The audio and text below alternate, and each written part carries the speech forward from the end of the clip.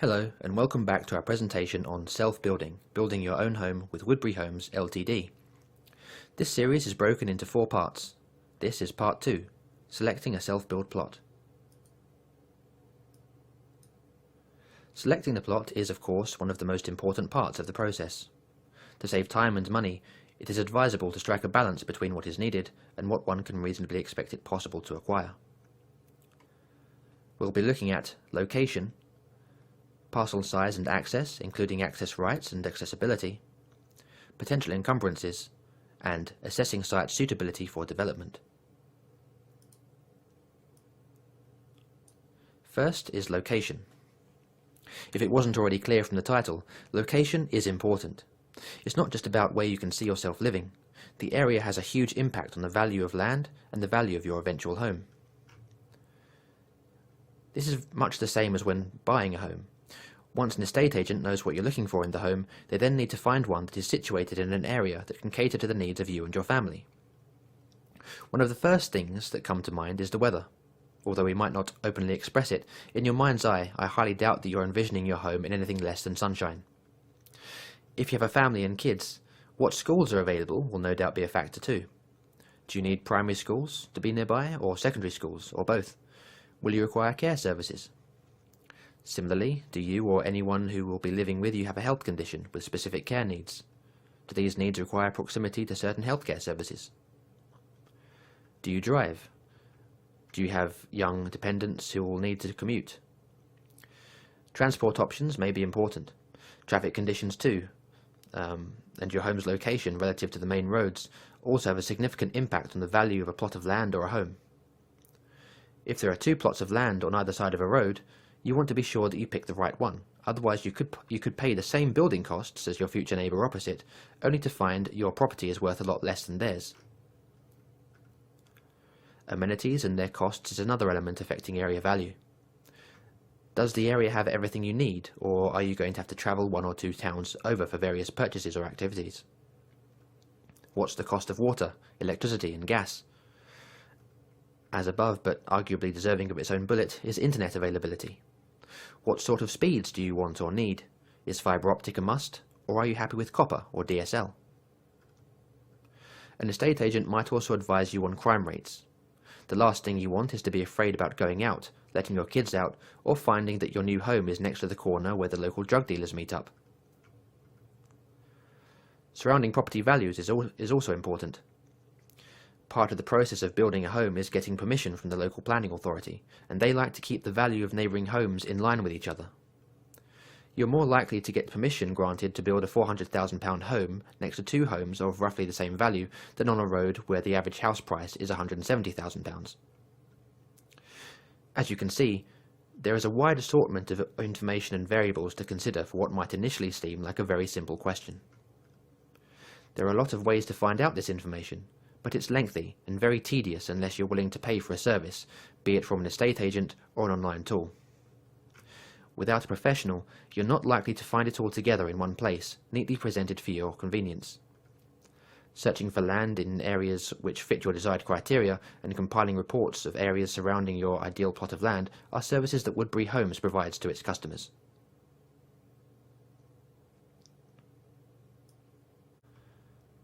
Next, we look at parcel size and access. You need to know how big of a plot you're going to need. This includes space for your dwelling, any garages or annexes, and any gardens that you might want to have. You also need to think about how you're going to access your land. Is there direct access from an existing road? Is the accessway suitable and wide enough for the construction equipment and vehicles that will be needed to build the home? Will you be easily able to access it once it's done, or will you need to build and maintain a private road? What would only a private road entail, and could you not just give it to the council to take care of? As an example, what if a farmer is willing to sell you an area in the middle of his massive parcel, meaning you have to cross his land to get to yours?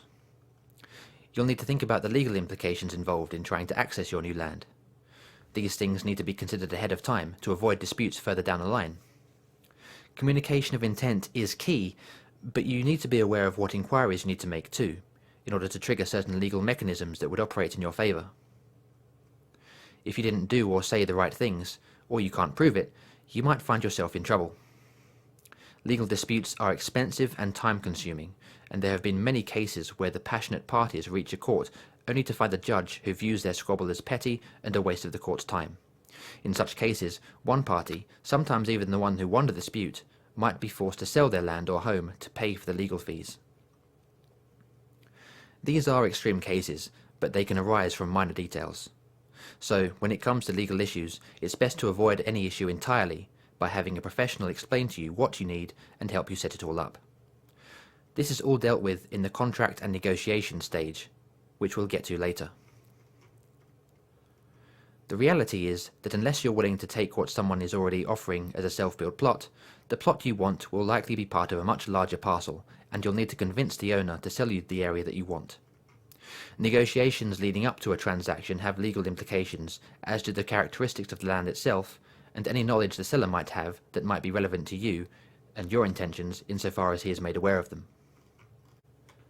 Sometimes a landowner will simply not be interested in selling a small part of their parcel, either because they don't want to arrange multiple sales or because they are afraid of the added difficulty of selling an increasingly smaller area. In such cases, they may only be willing to part with the entire parcel or a plot far larger than you need or can afford. This is where it becomes advantageous to have a professional body like Woodberry Homes negotiate on your behalf. We are in a position to make what is called an options agreement, allowing you to purchase the land through us. We purchase the entire parcel and then offer you the specific plot which you want. We do this because it better serves our customers while also creating the opportunity for future customers also interested in self-building to get a slice of what remains of that parcel directly from us. This is beneficial to everyone in the long run because as the areas develop, prices of dwellings therein increase. Potential encumbrances. What we actually have when we own land are rights to that land. So when you own land, what's actually happened is that all of Her Majesty's rights over the land have vested in you. You've probably heard the term estate used in respect of wills and probate. An estate in law is a collection of rights. An estate in land is therefore the collection of rights held by an individual in respect of a particular parcel of land. Why is this important? Well, rights can be sold and shared independently of physical property. We're touching the surface of two very complicated beasts, each one made more complicated by the other. These are equitable ownership and legal ownership. The simplest example is the case where you buy a house and register it in the land registry. That gives you legal ownership. But the land still belongs to the monarch, so what the monarch now holds is an interest in reversion, which is a type of equitable interest that means the benefit, the property, reverts back to the beneficiary, the monarch, in the event that the estate, the rights held by you, cease to exist. For the sake of completion, an estate ceases to exist when there is no one available or able to make a claim to it. So, because the monarch has a right to the property in the event of the estate ceasing to exist, Her Majesty has an interest in every parcel of land in her realm. Anyone can get an interest in land through dealing with a landowner. Yeah, I'm guessing you don't want to go through all of that.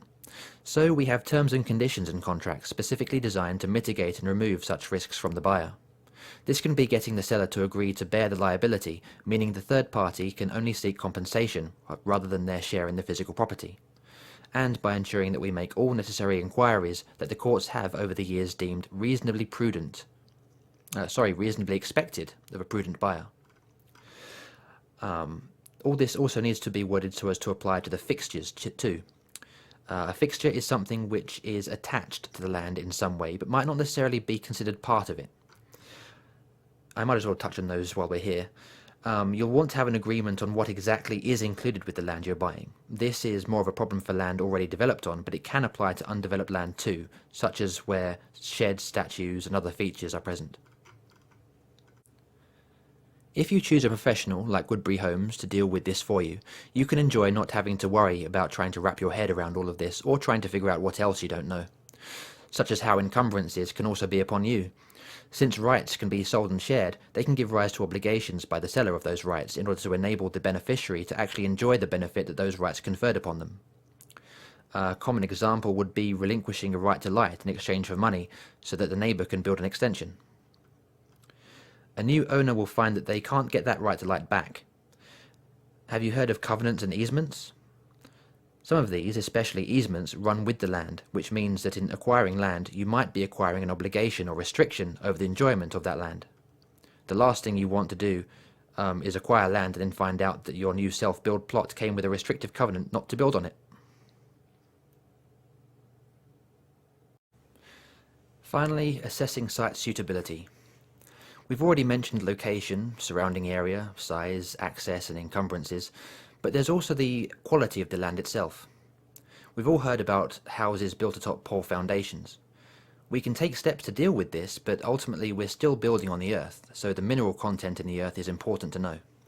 Contamination is also a possibility depending on the area. There's also what's on the land in the way of nature. Are there any protected species? Has the land been flagged by the council for anything in particular? Sometimes local authorities mention parcels of land in their development plans for the areas and highlight things about it. They might indicate willingness or a desire to allow it to be built on, but they might also raise potential issues, require certain checks to be carried out, require contributions toward nearby features such as a roundabout. These are all things that a company like Woodberry Homes is aware of and could be looking out for on your behalf.